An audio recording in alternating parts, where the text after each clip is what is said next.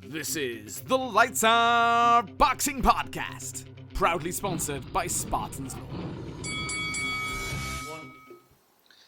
This is Faisal Khan for Lights Out, proudly sponsored by Spartans Law, and this is podcast 44 of the Lights Out Boxing Podcast. Delighted to be joined by one of the oldest faces of Team Lights Out, Mr. Mohsin Gulshi, aka Ronald Jeremy. Ron, how's it going, brother? Thank you for having me back. Well, I mean, it's been a while since you've appeared on one of our podcasts. Contract negotiations and the back and forth with our agents, but glad to be back with the team again. It's like a pay as you play contract. You know, obviously Lights Out are onto bigger and better things, but you know you have to sort of consider the old regime, hence to why you're still amongst the team. But no, honestly, good to see you, man. Old is gold, man. Old is All right. gold. But new is blue. Yeah. Before we get started, just a couple of quick reminders out there to everybody who's interested in more Lights Out boxing content. Make sure you hit that subscribe button, like, comment, and share. And if you want to know more about Team Lights Out, make sure you follow us on all the social media platforms. The links are below in the description. And if you're a fan of your audio platforms on your podcasts, links are below in the description to listen to this podcast on Spotify and all the other major audio platforms. A lot to talk about today. It's our end of year review podcast. It's been another exciting year for boxing 2021, but the year is now coming to a close.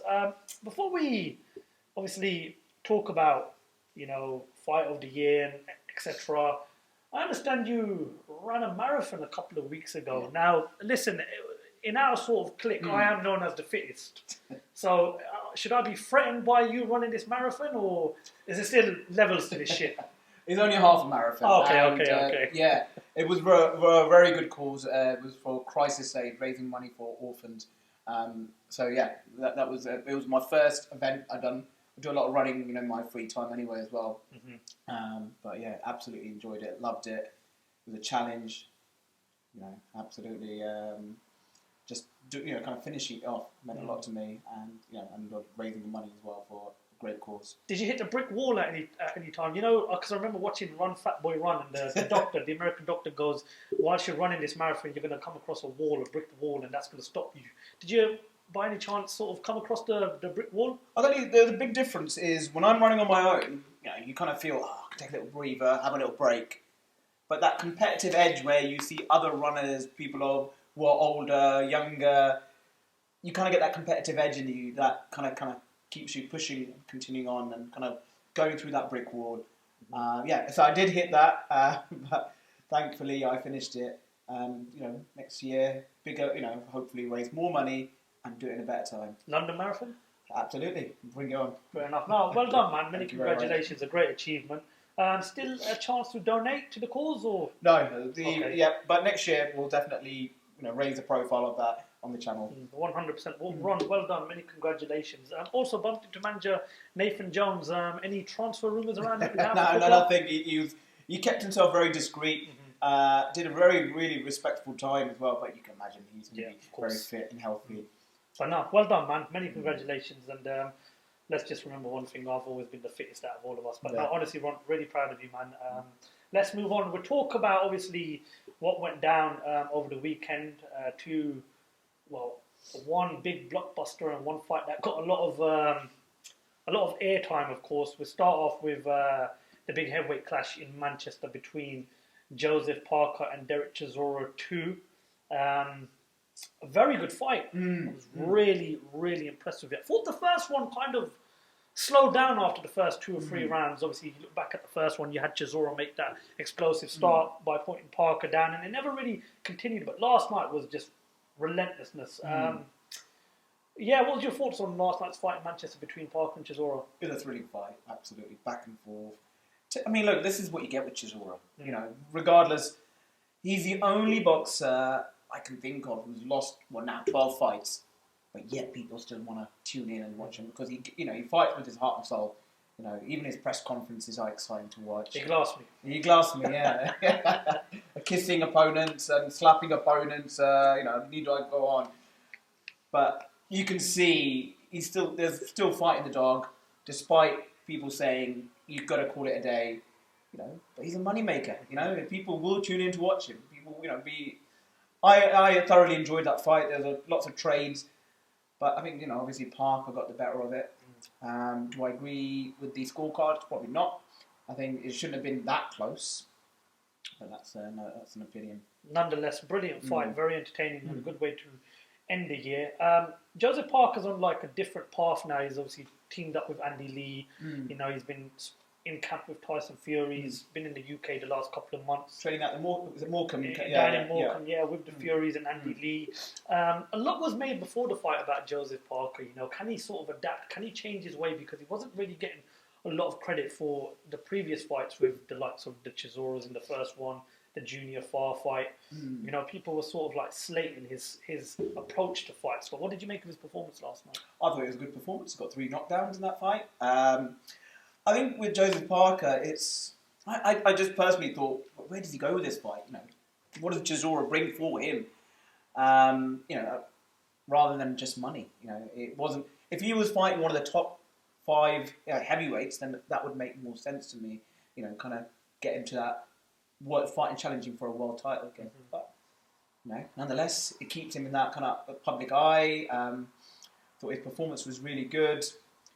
He showed a lot more aggression. He received a lot of criticism for the way he fought against Anthony Joshua. Very defensive. Didn't want to really want to engage.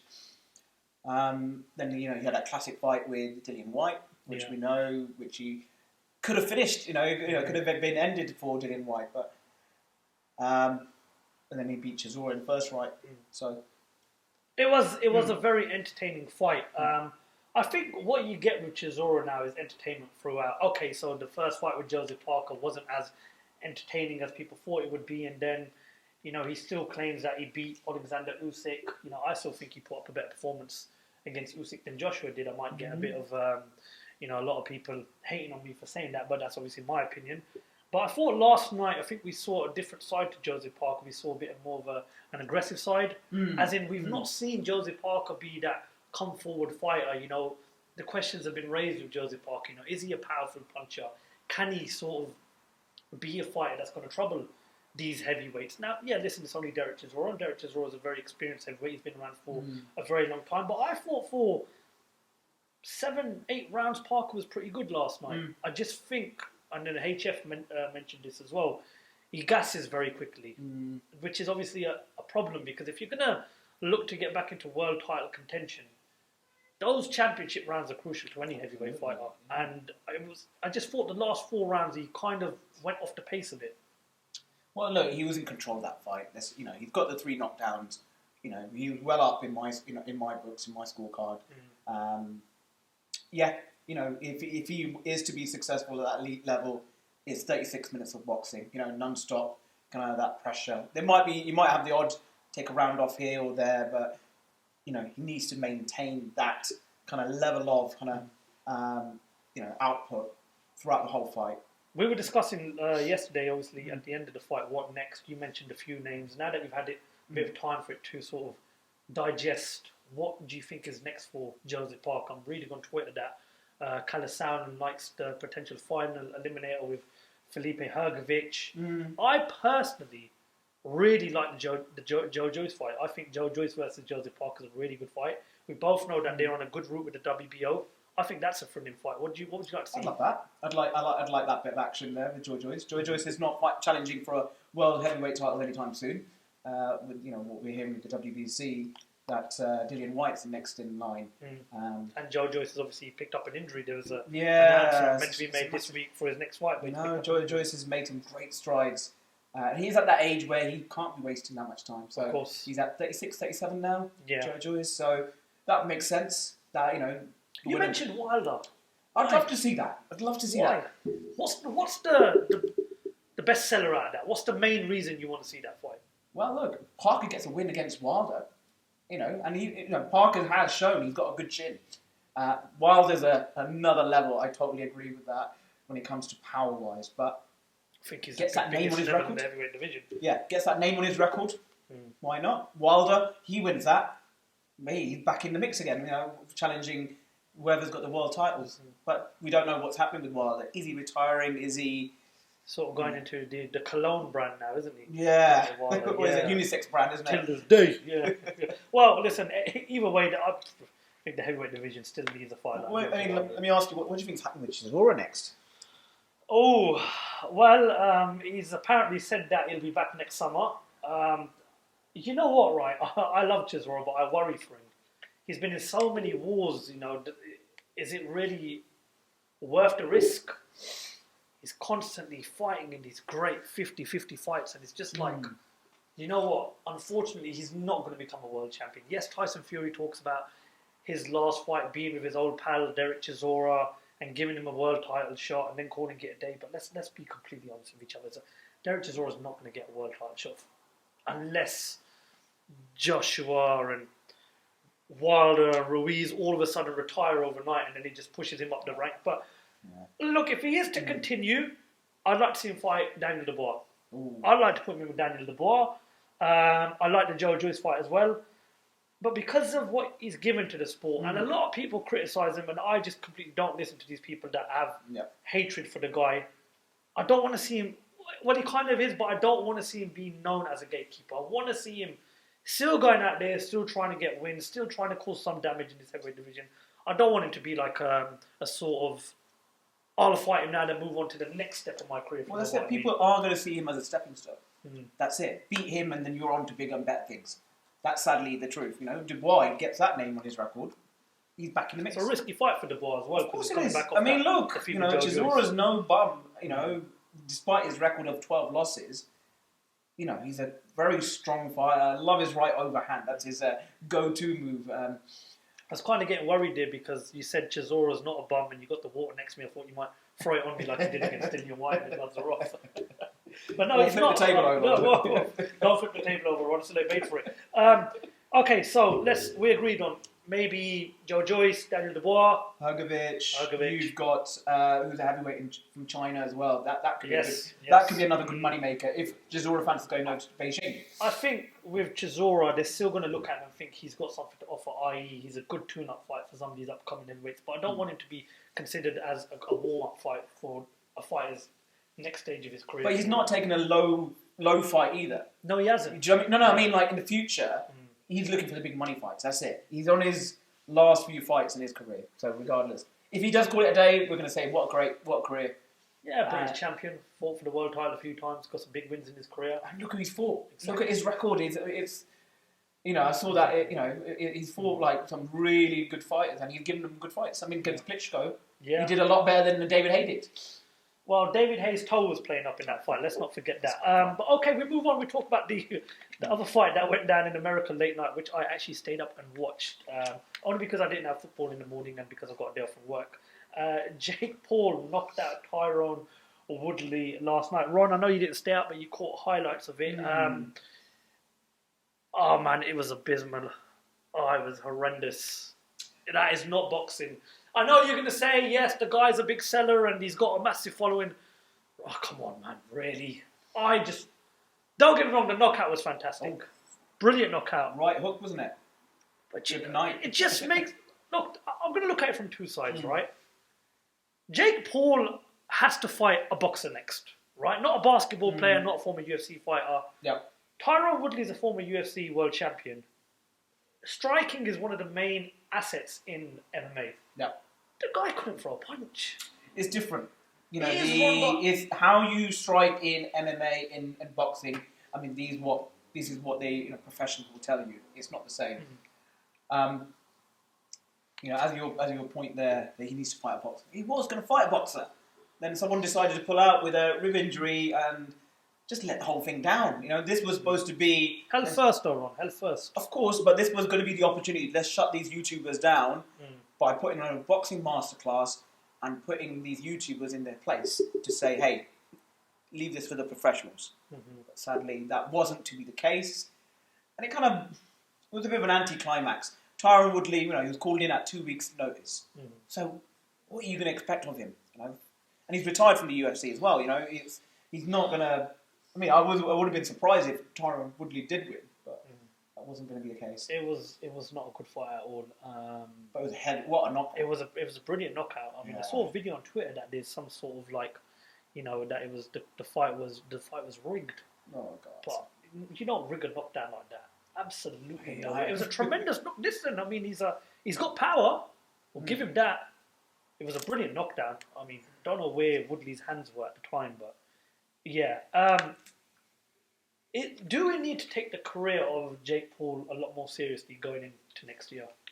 Yes. You reckon? He's making money. He's getting views. He's getting clicks. He's quite controversial. Yeah, unless a boxer comes in, teaches him a lesson, then yes, we have to take him seriously and shuts him up. No one's been able to shut him up, and it was quite entertaining watching the conference between press conference, between Tyson Fury, Tommy Fury. The old man, yeah. You know what I mean? Like, look, people who are not even into boxing are watching that. So, he's. I mean, was it his brother or him that was calling out Canelo next, and all these other fighters? Honestly. He mentioned Masvidal as a potential opponent. Nate Diaz, Conor McGregor. Look, let's be honest. Conor McGregor, that'll sell. Yeah, but it will sell. But after watching McGregor versus Mayweather, do you really want to see McGregor boxing? I don't, but there's YouTubers who will click on that and will buy that and pay money for it. I mean, and they're both with their laughing to the bank. It was 2 weeks ago where Kubrat Pulev fought Frank Mir in a three-sided ring. Oh God, yeah, that was. It was just like, what is? As a triangle ring, wasn't it? Yeah. Never. So what is the sport coming to? It's like many years ago. I mean, I've been a big wrestling fan, and there was TNA, another sort of brand of wrestling. They used to have a six-sided wrestling ring. And I was thinking, okay, it's something a bit different. But I remember watching the highlights of Kubrat Pulev and Frank Mir, and just thinking, what is this? This is a very dangerous sport, and now we've got three-sided rings. Just never quite. I mean, I never got my head around that. I never understood that. I watched that fight as well. I was like, let's see what this is about. This is a strange-looking ring. And at the beginning, I thought one of the turnbuckles was missing. I thought it was either that or it was the camera angle. I was like, what's going on here? So anyway, moving on from the three-sided ring. You say we have to take his career seriously next year. What next for Jake Paul? What do you want to see happen next? This is what you just exactly said. Fight a boxer. Forget this messing about with UFCs and but fight an actual boxer. Then we can take you a lot more seriously and say, yeah, fair dues, mate. You can fight. So I would have liked to have seen that Tommy Fury fight, and it would have raised his profile as a boxer as well. But wasn't it to happen, eh? Yeah, no. Sadly. What next for Jake Paul?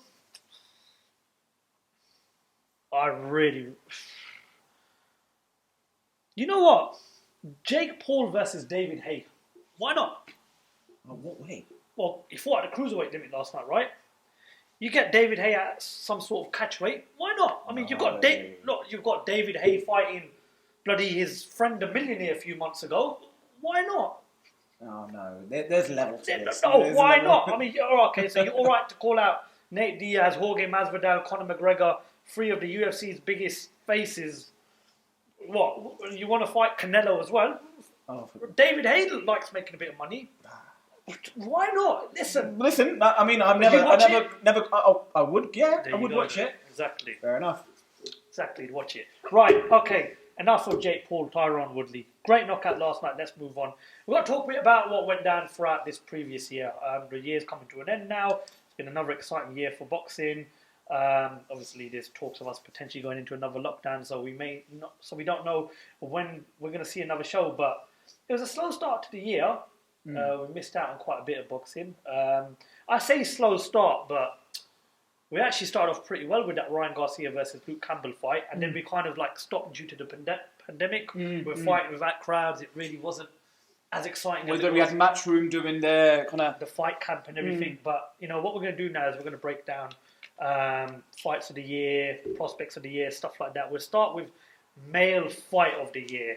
Now, me and you agreed on 5 choices. Tyson Fury versus Deontay Wilder 3. Teofimo Lopez versus George Kambosos. Roman Chocolatito Gonzalez versus Juan Estrada 2. Oscar Valdez versus Miguel Burchell. And Ryan Garcia versus Luke Campbell. We picked as our 5 male fights of the year. I said to you yesterday, you're going to choose the best fight out of those 5 and what you think is fight of the year. So come on, Ron. It's all on you now. I think Tyson Fury versus Deontay Wilder. Score settled. No kind of arguments there. None of this glove issue, this, that issue. My suit was too heavy. Do I need to carry on? So it was another masterclass by Tyson Fury. Exciting fight. How many knockdowns were there in that fight? 5 or 6? 5? I lost count. 5, yeah. Sorry, just to interrupt you there. Frank Warren said it was the greatest heavyweight fight he's ever seen after the fight when he done an interview with IFL or Boxing Social. I watched it back the other night, and at the time when I listened to that interview, I was like, "No, this has been better." I watched it back, and I was like, "No, do you know what?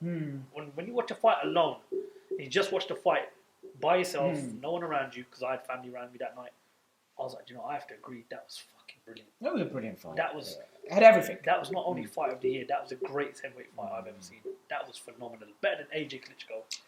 Better than Ali Foreman. Better than Ali Frazier. If you look at the context, Holyfield Tyson. Wilder obviously is known as this ferocious puncher. Foreman Lyle. Yeah. And after that fight, he had obviously changed trainers. He went with, what's his name? Malik Scott. Yeah, that was a fight. You're thinking, okay, how's he going to look with Malik Scott? Came in bigger. And you're thinking, okay, he might be able to do something different. Or he's going to do something different. And he just, he was going for hell for leather in the early rounds. And he gassed out. He completely was gassing out. But that was at the 4th round where he was dropped twice. It was, yeah. It was Fury down twice in the 4th round. And that could have been a shock waves, through the boxing world. Like, oh my God, no, Fury's lost. But it wasn't meant to be, and Fury showed his heart and resilience and came through with a win and knocked him out again. One thing I really liked about that fight is that we saw Tyson Fury up 1 minute, down the next minute, and it was kind of like a test of character because we're used to seeing Tyson Fury fight for the world title, not defend for the world title. Okay, so we've seen him in pressure moments before, i.e. Steve Cunningham, that 12th round in the first fight between Fury and Wilder. But one thing I was really glad that we got at that fight is he was badly hurt in the 4th round. The first knockdown was more effective than the second one. And it was kind of like, have you got it in you to sort of get back up, retain your belt and go home? I might get a bit of criticism for saying that because you can never question the man's courage because he should never have got up in the 12th round after the first fight. That second knockdown in the first one. Yeah. But one thing, I remember you said this to me a few months ago before the fight is you want to see him as the champion. You want to see him defend that title. You want to see his levels of hunger. We didn't get to see that, yeah. And we didn't get to see that when he beat Klitschko and there was supposed to be the rematch. It was good that we got to see him in that moment. What are you going to do when you're fully under pressure? When your back's against the wall, when you are the defending champion, when you are the favourite. Because he was the favourite in the second fight for me and the third fight. By far, a country mile he was the favourite. So that's one thing I'm glad we got to see about that. Another thing is, Wilder showed great heart and determination that third fight. He carried on till the very end. And of course, Fury did what he had to do in the 11th round. But listen, we mentioned 4 other fights. But for me, that fight, because of... we didn't get to see Fury versus Joshua happen because we saw Usyk beat Joshua. Because of the back and forth, the arbitration case, this long-term rivalry these guys had. And I think what really is the icing on the cake with these two is they had 3 fights. It was a brilliant trilogy, probably the greatest heavyweight trilogy of all time. Has there been any other heavyweight trilogies? Well, you had Ali Frazier. Was that 3 fights? Yes, you had Ali Frazier. But this one right here was just... it's a modern day one that we can more relate to. And we can say that in our lifetime, whatever your opinion on Wilder is, we got to see 2 of the top heavyweights fight 3 times. And all 3 fights were very good fights. What would you have as second in that list? Teofimo versus George Kambosos. Yeah, great fight. Yeah. George Kambosos, what a fucking performance! Unbelievable. Yeah, and he really shut up the Lopez's, isn't he? The father and son kind of combination. Yeah.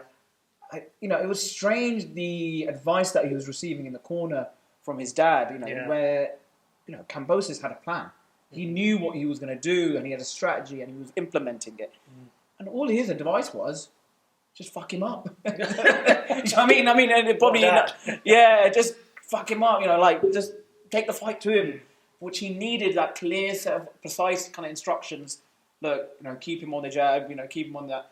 keep your distance, That whatever knockout, it was. that You know, knockout in the first round, Cambosis on Oof. Lopez. But yeah, credit to Lopez, he got back up, he carried on, scored a knockdown. Himself, yeah. Might have gone and won. Was that the 10th round, wasn't it? Yeah, it was. It was a brilliant fight. And I definitely did not agree with Lopez, who thought he won the fight. You know, do you know why I'm so glad that these two are up there in our list? Is because remember at the start of the year we done a podcast and we were talking about how this really could be the year of the lightweights. We've sort of got that next Hagler, Hearns, Leonard, Duran era. But when we mentioned about the lightweight, Cambosis Jr. was not in the conversation. And at that time, he'd just beaten Lee Selby. Yeah, we still wouldn't have. Mandatory. We were expecting the Lomachenko versus Lopez rematch. Yeah. This guy's come out of nowhere, bided his time. He's a unified champion. And he's one belt away from becoming undisputed. Not bad. Not bad. The guys beneath him have to fight next year, no doubt about it. Just to make that... Crying out loud, please. Yes. Get off of Instagram, get off of Mayweather's shoulders, go out there and fight each other. Right, we've got to pick a fight to come at number 3 in that list. I'm going to pick it. Go for it. I'm going to go with Ryan Garcia versus Luke Campbell. Reason being is because it's like old line versus young line. You know, what did Luke Campbell have left in his locker? Ryan Garcia, is he as good as people make out? Proved a lot of doubters wrong that night. Got off the canvas to stop Luke Campbell, who was a very, experienced fighter. And the knockout that he got over Luke Campbell was pretty impressive. It was a body punch, wasn't it? It was a very good body punch. It was a horrible, A lot of questions were answered that night of Ryan Garcia, which is why... And I feel a bit bad leaving Valdez, Burchell, and Chocolatito Estrada out of the top 3, but I'm not. That's because we've not seen Ryan Garcia in that situation, and a lot of people were not giving Luke Campbell a praise hope going into that fight. He's Olympic silver medalist, is he? And brilliant. I mean, one of the best amateur boxers for Britain has ever produced. Good fight. And it was a coming of age of Ryan Garcia. What's he done since? That's the problem. What has he done since? He's more of this kind of social media star, good-looking, young kid, but he's not taken to the next level. I think I heard Canelo kind of slating him for that. Yeah. It's like, listen, this guy's constructive criticism. It was, of course. They're in the same stable, aren't they? So he was like, look, this kid can go levels and up. But he's not taken maybe as seriously as he... He's missed out on nearly a year of his career, though. Yeah. It is bad, but I know he's had a few health 2022, we've got to see that progression. Yeah. That 100%. Next level. He's beaten an established fighter. So we need to see that next fight. Fighter of the year. We had a lot of choices to choose from. In the end, I believe we went with 6 choices. Again... the pandemic didn't help because I believe a few of these names on this list could have fought more than once. But 6 choices we've got: Canelo Alvarez, Josh Taylor, Alexander Usyk, George Kambosos Jr., Tyson Fury, and Conor Benn. Listen, it was a great year for boxing because I believe we had 2 undisputed champions crowned, or was it 2 or 3? 2 of those names are on this list at the moment. At number 3 out of those 6, who would you have as the 3rd fighter of the year? Our 3rd fighter of the year. Mate, you're making this hard.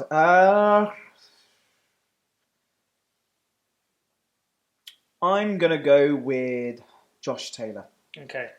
It's a very hard choice because you could have put him at top. Yeah. He's a unified champion of his division. Undisputed. My apologies. Sorry. Undisputed.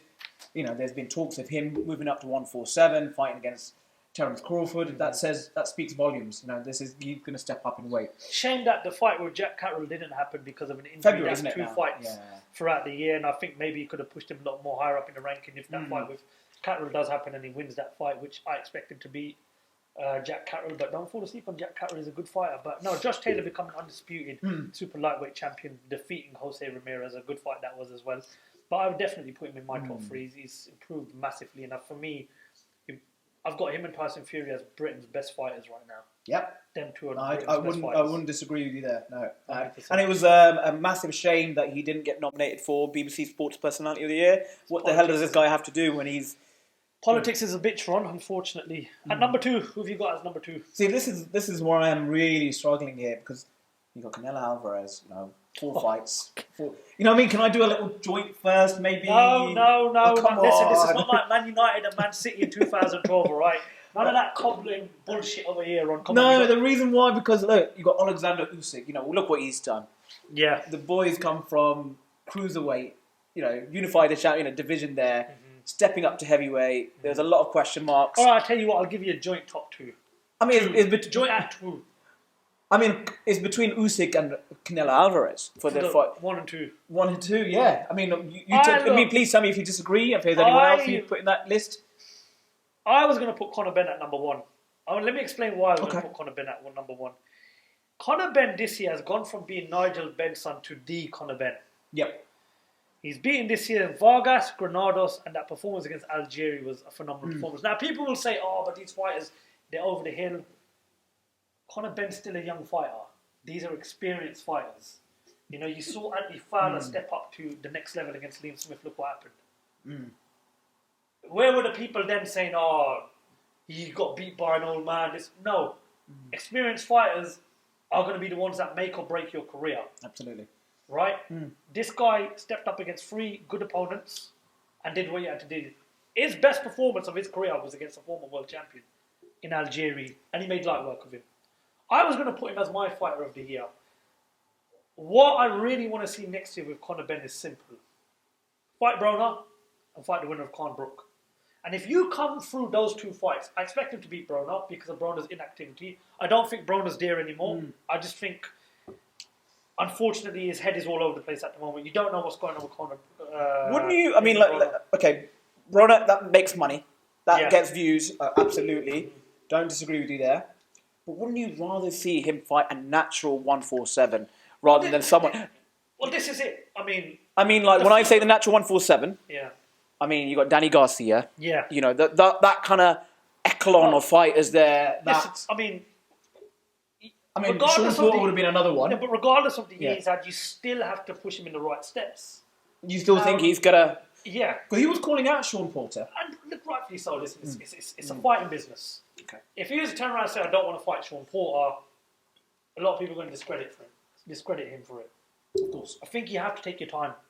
I think 2-3 more before world level because, look... He's a young kid, yeah. He's a young kid. And the top 2 in Crawford and Spence are just on another level right now. Let's be completely honest with each other, Ron. The only fighters that are capable of beating Spence and Crawford are themselves. Nobody beats them 2 right now. Conor Benn fights Broner. Is a former 4-weight world champion. Good experience fight. Then you get the fight with the winner of Khan versus Brook. That's the fight you will know if this kid is ready for that next level or not. Because many people that I talk to still consider Khan and Brook as number 1 and number 2 of the UK. Not at the moment. I think Khan and Brook... There's another fight I'd like. Go on. Florian Marku. I really like that fight. Florian Marku's undefeated. He's a good fighter. They've both got good backings. It sells at the O2. There's Michael Mickinson alike as well. But if I'm Eddie Hearn right now... I wouldn't put him in with Florian Marku. Okay, because... but if I'm Eddie Hearn right now, Broner next, winner of Khan Brook. And then you push it. Okay. Let me just touch on those points. Oh, for it. The Florian Marku, he doesn't bring anything to him. He doesn't get him that recognition, doesn't push him up the rankings. 2 undefeated fighters. No, but Florian Marku's still early in his career. Still a bit of spite there as well. Yeah, I mean, absolutely. Florian Marku, the Albanian king, isn't he? He's known as. And he's got a great following. I mean, he's next potential to fight in Albania at a football stadium. Love his energy, love his fighting style. But I think at this point in his career, he doesn't bring much to Conor Benn. Conor Benn wants anywhere that's going to get him towards title fights, yeah. And Florian Marku doesn't represent that, sadly. Maybe in a few years when he's got something. Maybe. Okay, so. And Khan and Brook, let's just want to finish on that last point. I think that's their last fight. They're not going to be. I don't know. Yeah, I mean, that's it. I've beaten Khan, I've beaten Brook, and then that's it. Let's see what happens. Right, we've got to wrap this up. Sorry. No, it's all right. I waffled on a bit as well. Number 2, I'm going to put Usyk. Number 1, I'll put Canelo. Okay. Right.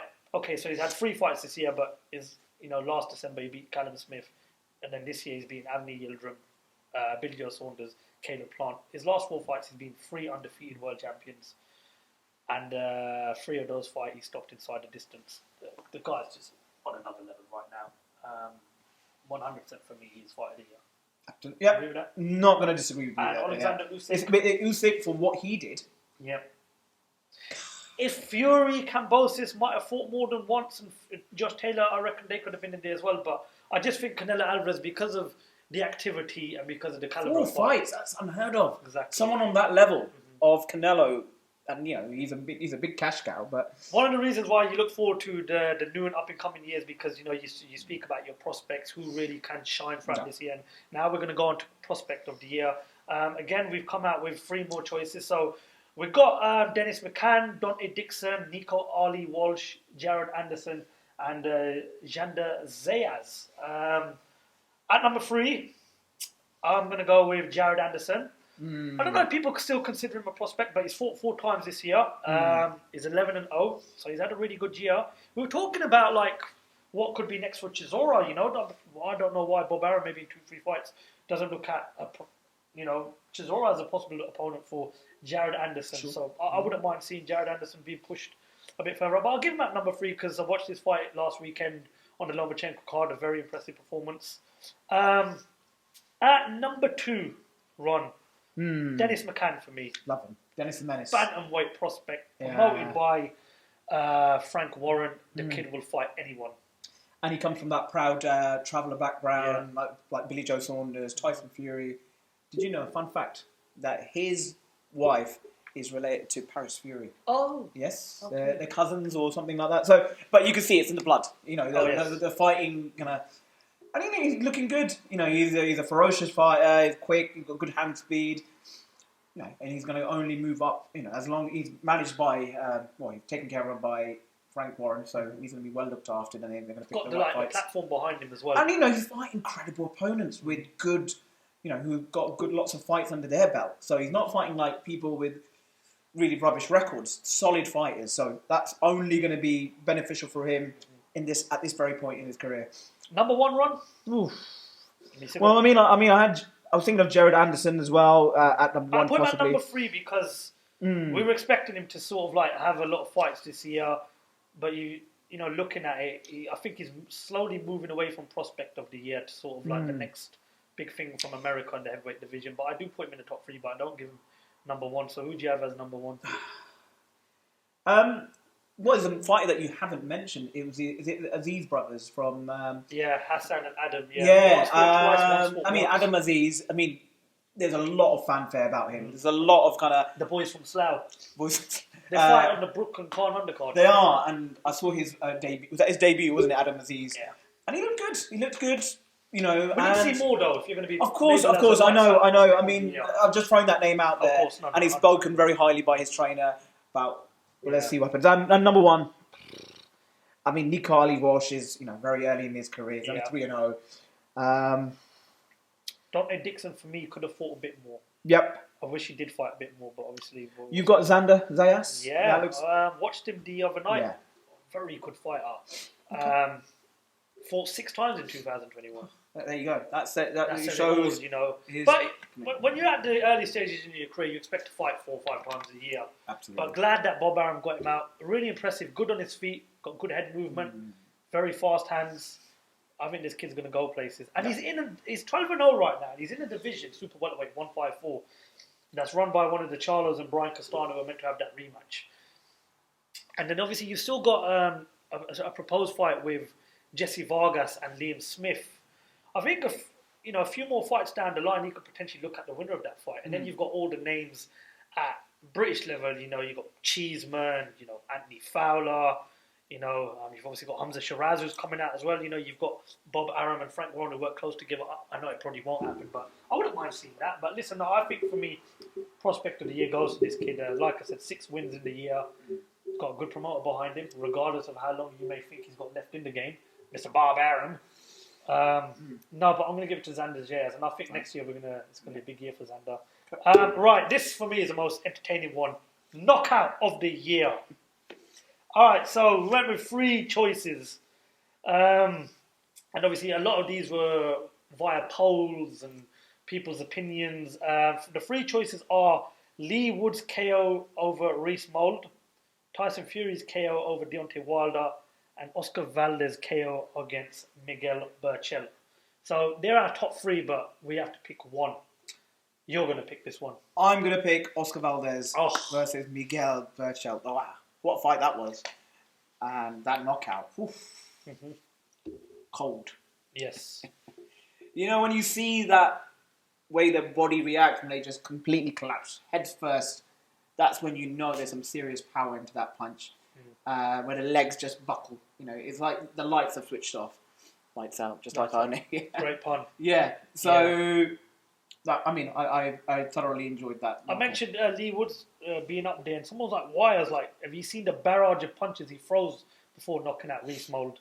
And Fury's KO in that 11th round to Deontay Wilder was a dirty punch. But no, I agree with you. Knockout of the year for me goes to Valdez over Miguel Burchell. That was a phenomenal fight, and unfortunately, Ron, that was one of the fights behind closed doors. That fight is just the times that we live in, man. Exactly, unfortunately. Might be back there again, so let's see. Fingers crossed, hopefully we're not. Move on now, we'll talk about biggest upset of the year. Come out with two choices in the end. And I didn't really go across the pond, but I picked these two choices because I thought these fights were dead certs. I thought these two fights were going one way. And the manner of the way these fights ended were unbelievable knockouts. They could have easily have been in the previous topic we were talking about. Maurizio Lara versus Josh Warrington. And Kiko Martinez's world title win over Kid Galahad. Mentioned Martinez-Galahad. Galahad was in complete control of that fight. Yeah, I know. And then out of nowhere, game over. That's boxing for you. But yeah, I that's why I picked Martinez-Galahad. Maurizio Lara Warrington, nobody gave Lara a prayer of hope. No, and even the second fight as well. Yeah. It looked like Lara was going to do the same thing again. What was your scorecards like up until the stoppage?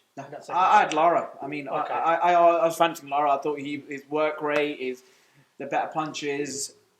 I don't know. It just didn't seem that Warrington was at the races in that fight at all. Do you think he's outgrown the featherweight division now, Josh Warrington? There's that as well, that he might need to move Him up. and Kid Galahad. Do you think they've outgrown the division? It's a big call, isn't it? When you do move up. So possibly they might think, if they're not making that weight easily, then they might think, actually, this is more natural to us. They're no young pups anymore. They're like the two of the main faces in that division in terms of how old they are and the amount of fights they've had. But Josh Warrington's given us excitement. 100%. I still watch that fight with Frampton and the one with Selby as well. Two brilliant fights. I just kind of feel that since he's made that move over to Frank Warren, from Frank Warren to Eddie Hearn, that his career's gone backwards. And I hate saying that because I actually thought a change was needed at the time, because obviously they were chasing the Shakur Stevenson fight at the time when he was with Frank Warren after the Carl Frampton win, and then the Kid Galahad win. That never happened, and he went over to Eddie Hearn. But since then, the first fight with Lara wasn't good, and of course the second fight ended due to an injury. I do think he's outgrown that division. I do think a jump up to super featherweight is right. And Kiko Martinez, man, lost controversially to Zelfa Barrett, gets a world title shot next and becomes world champion again. It just goes to show you that age is no number in this game. But out of those two, you have to come up with one. Which one is upset of the year for you? I would go for the Warrington and Lara. Yeah. For me, the man of the knockout as well. I mean, look, Kid Galahad was in control of that. It just a loss of concentration, split second, boom, and that's it. It was game over. And he never recovered from that at all either. And the knockouts as well. Yeah. I remember we did a podcast, I think it was the night after, and Asif was on there, and he goes, watching what Warrington went through that night was not nice. He took a lot of punishment. And that's why I thought the second fight would have gone the same way as well. But nonetheless, upset of the year for us is going to be Lara versus Warrington. Right. Performance of the year. Come out with 5 choices in the end. So 5 choices are Terence Crawford versus Sean Porter, Canelo Alvarez versus Caleb Plant, Yordenis Ugas versus Manny Pacquiao, Lee Wood against Can Zhu, and Alexander Usyk versus Anthony Joshua. I want you to choose 3 and 2 for me. I'm choosing number 1 today. Okay. On this one. You know what? This is a fight that we don't know much of. He's not very well known for. Is Lee Wood versus Can Zhu. Yes. I thought it was wow. I was really blown away, and it really raised his profile. No one gave Lee Wood a prayer. No one. And good on him. You know what? He's worked really hard throughout his career. It's a shame that Kid Galahad calls it the regular belt, though. It really is. It was sour grapes, and look, and he got his just desserts for that as well. Yeah. No, really, really good performance by Lee Wood against Can Zhu. I agree with you at that being number 3, because Can Zhu, a lot of people regarding him as this monster. No one's going to beat Can Zhu. He's going to tear up this division. And Lee Wood done brilliantly in Eddie Hearn's fight camp. So yeah, I would give that number 3. What you got as number 2, Rob? Ooh, Terence Crawford versus Sean Porter. Why is that number 2 for you? Because Terence Crawford did something that no other fighter has ever done against a fighter like Porter. I really rate Sean Porter as a fighter. He's not lost against any bums. He's not, he's lost against really high level, and he's always lost on points. To be stopped, make whatever you want to make of that stoppage. Sean Porter's dad saw something, and he decided that his son couldn't continue. And I didn't see it ending like that. I saw Crawford winning on points, but not by stoppage. And he dropped him, and it was a good, Twice, yes, my apologies. So it was in the 10th round, wasn't it? Yeah. Really good fight, and it just elevates Crawford to that pound for pound number 1, number 2. I mean, Canelo's got that number 1 spot. See, do you know before that fight, right? I remember I was debating it with HF. It goes to HF. I was like, Crawford's had an amazing career so far. He's won multiple world titles at different weights, yeah. But at 147, has he really fought that defining fight? That one fighter that's gonna ask a lot of questions of him. And I've always wanted to see a fighter sort of stick it on Crawford. And when the fight was made between Porter and Crawford, I was like, yes, this is the fight. We're gonna find out Crawford's elite level at 147. Don't get me wrong, great fighter, one of the best fighters in the world right now. Yeah. But what he did to Sean Porter on that night was a brilliant performance. To stop Sean Porter says a lot about Terence Crawford. As you mentioned, nobody's done it before. Nobody done it. So you've got to give the guy... There's another gentleman in that same division who has fought on Sean Porter, and Sean Porter was asked at the end of the fight who would win in the fight. I know what you're going to say, but let's remember one thing, though. It's hypotheticals. Spence did put Porter down, though. Yep. Yeah, it is hypothetical, but you have to... But what he said about him, how hard he punches... Would you rather win 5-0 or 2-1? Yeah. But no, but the point is... That fight needs to happen. Yeah. You don't even need to mention the name. We're going to discuss what needs to happen next year. Of course, that's always going to come to mind. So that's number 2 for you. I'm going to go with number 1. Performance of the year. Alexander Usyk versus Anthony Joshua for me. Great boxing IQ. Tony Bellew said he's the best he's ever fought. He goes, his footwork is unbelievable. That is not considered an upset. The performance to make Joshua look as he did is why it's the performance of the year for me. Joshua had no answers for this guy. Joshua tried sticking it on him after round 3, didn't work. Joshua tried being technical with him, didn't work. Joshua was clueless that night.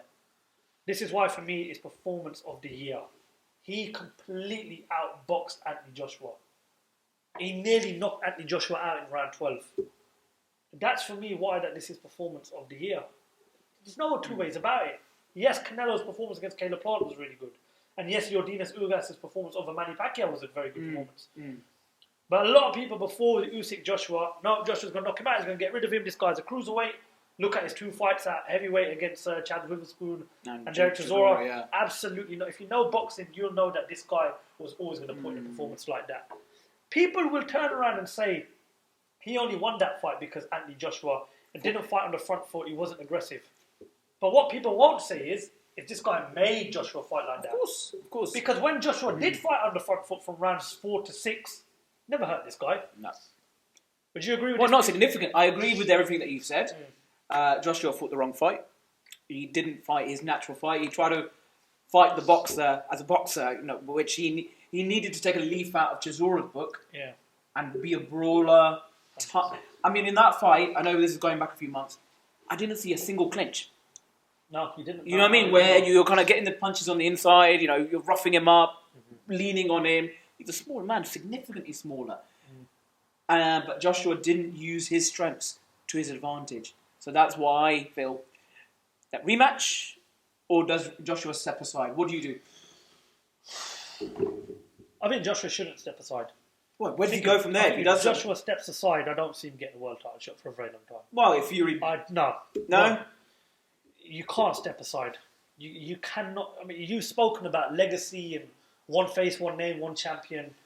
If you were to step aside right now and take a big sum of money, you are going to get a massive backlash from your fans. I don't think he should be stepping aside. What I do think he needs to do is he needs to give Robert McCracken the benefit of the doubt, and he needs to be the Joshua that we saw fight Klitschko, that fought Dillian White. Ruiz. Get knocked down? The second fight. The second fight where... No. He has got to be aggressive in the second fight. Oh, it's going to be a different type of fight. Yes, He has to be. He can't be doing He that. has to be the knockout artist. I think he was trying to replicate that second Ruiz performance. That boxing, kind of the sweet science. He's not technically as good as people make out as Joshua. And I hate saying that because I'm a big fan. Okay. Let's be completely honest with each other, Ron. He's a knockout artist. Someone said to me once, reminds me of Thierry Henry, when he gets a chance, he's going to finish. He's one of the best finishers in the game, and I 100% agree with that. But technically, you cannot fight a guy who's got that amateur background, that amateur pedigree. Yes, Joshua's got a great amateur background as well. And yes, Joshua's a former Olympic gold medalist. But look at Usyk, what he did in the amateurs. The guy's a former undisputed cruiserweight champion. He's a two-weight world champion. And the guy has gone from A to B to C. He's fought all over, and he's won. You have to be involved in a dogfight if you want to beat Usyk in the second match. Do not take a step aside fee. Do not let Usyk fight. I want to see Usyk fight Fury for all the marbles as well. But at the same time... Let me ask you one question. Go Okay, on. I totally agree. I'd love to see that fight again. Mm-hmm. Does he go with the same trainer? Yes. He has to. Because he was going around the US. No. I don't know if you heard about this. You do. And he was going into different gyms, speaking to different trainers. Ron, it's no, that's it. This is it. He's looking for... It's not like he's turned up on the night and he's just been battered and he's been knocked out in 1-2 rounds. He's just gone with the wrong game plan. It's like if you told Liverpool to play ultra defensive against Manchester City and look to hit him on the break. You'd think, why? You've got enough firepower in your team to play football and beat him at the same time. I'm only using that as a football. Totally understand that. Makes sense. Makes sense. Use your strengths. This is what I said earlier. Change the game plan. Don't change the trainer. Change the game plan. Utilise your strengths. And his strengths is a bigger size, because power. Joshua is a much bigger puncher than Usyk. Oh, most definitely. There we go. So that's fight performance of the year. Fine. Usyk versus Joshua. Agreed. Yep. Right, to move on now, we'll talk about female fighter of the year. Oh, good. Some good... Yeah, we've come up with 3 choices. Amanda Serrano, Savannah Marshall, and Katie Taylor. Taylor fought 3 times, Serrano fought 3 times, Savannah Marshall fought twice. Who's your number 1 female fighter of the year, Ron? Katie Taylor. Yeah, I'd go with that as well. I mean, look at the level of opposition that she's had. I would have sided more with Savannah Marshall, but she's not fought enough for me. Only twice, and that's not her fault because she's had fighters pulled out the last minute, so she's had to, and it's been an easy fight. So Katie Taylor, for me, yeah. How much do you think Katie Taylor's got left to offer? Because there's some people saying that they didn't rate the performance against Faritza Sharapova. Do you see her coming out on top if she was to fight Amanda Serrano? How long do you think she's got left in the game? I think she's towards the back end of her career now, where there's a few more fights, and then she's going to hang up the gloves and say, "Look, I've accomplished everything that I stepped into the game for. What else? What more is there left to prove?" That Amanda Serrano fight, that'll be the cherry on the cake. Yeah. That's it. All I got to say about that. Your female fighter of the year is Katie Taylor. Now we've got to talk about female fight of the year. Come out with 2 choices. Katie Taylor versus Natasha Jonas and Shannon Courtenay versus Ebony Bridges. 2 brilliant fights. Could watch them again as well if I could. Can I pick this one? Go for it. I'm going to go with Shannon Courtenay and Ebony Bridges. Okay. If you look at Ebony Bridges after that fight... Oh, God, her eye looked like it was going to come out. Yes. And she gave as good as she got in that fight. Yeah. Don't get me wrong, Taylor Jonas was a brilliant fight. I still had Jonas winning that fight. I thought Shannon Courtenay and Ebony Bridges as female fight of the year. It's a shame because I don't think we're going to get that fight now that Shannon Courtenay's lost her world title to Jamie Mitchell. And she's coming back off an injury as well at the moment as well. So she's out of action until March, April time. It is a shame. But I do think Courtenay versus Bridges is a brilliant fight. Very, very good fight in fight camp. Definitely want to see that somewhere along the lines of perhaps the back end of maybe next year. It's a good fight. And I think Ebony Bridges, a lot of people have warmed to her. Yeah. I mean, she's known for her kind of weigh-in attire and what she comes into. Well, she's got Eddie Hearn bamboozled, that's for sure, when she comes out the weigh-in attire. She's a good personality. She's a good, she's a Leeds fan. She's a Leeds fan. Mark Baduka. Fair enough. Ron, where are we with women's boxing right now? What did you make of it last year? Well, sort of. Well, it's getting more credit than it does. It needs. Are you happy with what you're seeing? I'd like to see more. And it's good to see some of these fights co-headlining as well. You mentioned change from 2 minutes to 3. Do you still agree with that? I'd like to see that. Women boxers who actually do the sport, they want to see that. Yes, I agree. So, look, these are the guys, these are the ladies that are stepping into that ring, and they're just like, look, 2 minutes is not enough time for us to get into our rhythm. And I tell you what, when they're training, when they're going into training camps, they're not doing 2-minute training rounds. They're doing 3-minute training rounds. They're fighting with male fighters.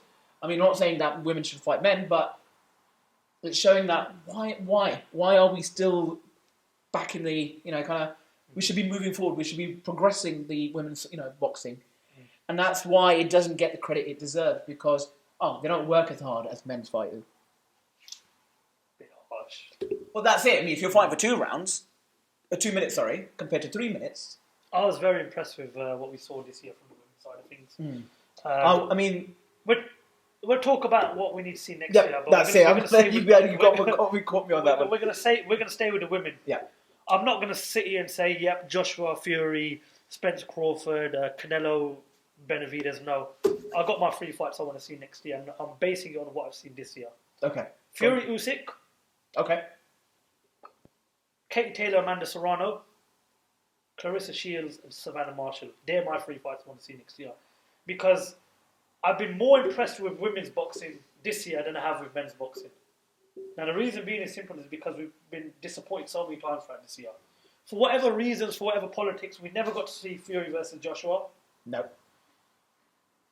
Never got to see Spence versus Crawford. Never got to see Bivol versus Beterbiev. Bivol was fought, I can't remember his last fight, Beterbiev's fight Marcus Brown. Doesn't make sense to me. The so-called new Leonard, Hearns, Hagler, Duran era, they didn't fight each other. There was so much hype surrounding those guys at the start of this year. It's just, for me, it's just been disappointing. Don't get me wrong, we've seen some great fights this year. Okay. But all in all, I give credit to the female fighters because I thought we saw the bigger fights in the women's side of boxing than we did with the men's side of boxing. But next year has to be the year we see Katie Taylor versus Amanda Serrano. We have to see Clarissa Shields versus Savannah Marshall. We have to see Katie Taylor fight Natasha Jonas in a rematch. Courtney Emily Bridges rematch. Women's boxing, man, I'm telling you, for me right now, it's the best I've ever seen it. It is literally, for me, it is the best I've seen it. It's all about exposure. Exactly. They're getting that. They're co-headlining. They're getting the due respect for what they're doing. There's a lot of positive role models there. People like Shannon Courtney, that kind of really making their mark on the sport. So talking back to your question about 3 fights that I'd like to see, the lightweights, man, come on, get your act together. Well, the Ryan Garcia, Gervonta Davis, get them in the ring, yeah? I'd like to see Lomachenko fight possibly Kambosos Jr. in Australia. He's up for it. Yeah. I'd like to see Devin Haney fight who's left over. Kambosos for the undisputed. Yeah, well, I mean, if there's so many kind of fighters there, Teofimo Lopez and Haney, why not? Let's have that. Yeah. Another fight I'd like to see is Canelo versus Beterbiev. That would be. That's the next move up for him. Well, I mean, he wants to go up to cruiserweight and challenge Alunga Makabu for the WBC cruiserweight title.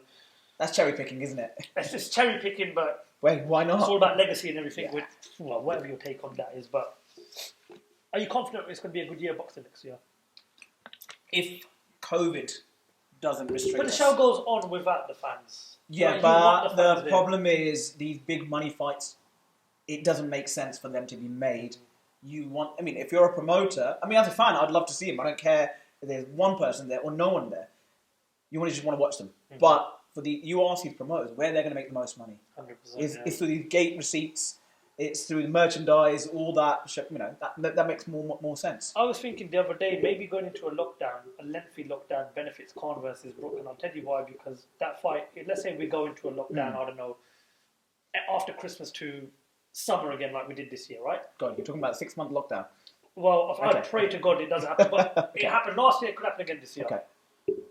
Khan versus Brook sold out in minutes for Manchester. Let's say they postponed that. We get the go-ahead to get fans back into the stadium. They do it at Wembley. Because their biggest scare was, has it still got that appeal? Are we still going to sell out an arena? If you've just sold out Manchester, 20,000 seats within, 10 minutes? That would easily sell out Wembley. Do you think I got a point there, or do you think... Well, no, you've nailed it on his head, that it sold out in minutes. I tried to get tickets, and wasn't very successful. I'll be there. You'll be there. That's great. I mean, I'll FaceTime you. fuck off. I'm not listening. Taking your guest pass, man. No. Yeah, I I'm can afraid see. I'll get COVID that time. Yeah. Next year. So, can I go? Oh, fine then. I'll take the camera if I have to. Yeah, like I want that fight to happen. Look, this has been drawn out for years. Let's just hope they fucking fight on the 19th of February, whenever it is. Well, you don't want to do that without fans, though. That's one fight you want the fans at. Well, they both want fans because they want more money. They're not going to take it because it's They taken. are about to kill each other in the ring, Ron. I mean, rightfully so. They deserve some sort of payday. It's taken a while, because Khan was on to bigger and better things in the US, and same with Brook. They were on different trajectories, but now the stars are aligned. They're fighting. Let's. I'm looking forward to that fight. I just pray we get a good year of boxing. Whatever fights are made, like I said, the female side of boxing next year. I'm really looking forward to. I believe we get Taylor versus Serrano and Marshall versus Shields. There's a lot of talk about a potential fight between Marshall and Shields at St James's Park. That'd be amazing. St James's Park. That would be brilliant. And obviously she's a Geordie as well, Savannah Marshall. Yes, she is. We've not seen Clarissa Shields fight in the UK, so it would be good. She's currently fighting in the MMA, but fair play to her. You know what? I love that she's putting herself out there, just because she's dominated the boxing world. Do we get an undisputed heavyweight champion next year? It just depends what happens with the whole Dillian White and Fury. Does the WBC kind of rubber stamp that and say, "Yep, let's get this done"? Then there's Joshua Usyk. If they both come through their fights, then I'd like to say yes in an ideal world. Yeah. But this better than me. But the boxing world doesn't operate in that same manner. Fair enough. Right, Ron. That's the end of Lights Out for 2021. Much appreciate all your time you've given us over this year. It's been a pleasure. I'll obviously let you know how much I'm paying you after this podcast. What would you say, a $5 or a burger meal? Just pay for my taxi home. I'm happy with that. But no, Ron, massive shout out to everybody who's featured behind the scenes in Team Lights Out. Ron, HF, Acid, Montel, Luke. These guys are always putting in as much as they can get. It's been a really good year. Massive shout out to our sponsors as well. Spartans Law, their contribution has helped massively to this channel. To all the new subscribers out there, thank you very much. All the new followers on social media, massive shout out to you guys as well. All we can ask you guys is to keep liking. If you haven't, keep subscribing. And make sure you check us out on all of our social media platforms. If you want to listen to this podcast on Spotify or Pocket Casts or anywhere, the socials, the links are going to be below with the social media links. And we hope you have a very Merry Christmas and Happy New Year. And we hope you stay safe. And we hope to catch up with you in 2022. Ron, it's been a pleasure, my man. And to everybody out there, thank you very much for your contribution this year. And thank you for watching podcast 44 of the Lights Out Boxing podcast.